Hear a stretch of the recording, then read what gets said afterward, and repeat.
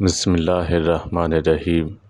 حضرت ابو ہریرہ رضی اللہ تعالیٰ عنہ کہتے ہیں، رسول اللہ صلی اللہ علیہ وسلم نے ارشاد فرمایا، جس نے وضو کیا اور اچھی طرح کیا، پھر جمعے کے لیے آیا، امام کے قریب بیٹھا، غور سے خطبہ سنا اور خاموش رہا، اور اس کے بعد اس جمعے سے لے کر دوسرے جمعے تک اور مزید 3 دن تک اس کے گناہ بخش دیے جائیں گے، اور جس نے کنکریاں ہٹائیں اور اس نے لغو کیا۔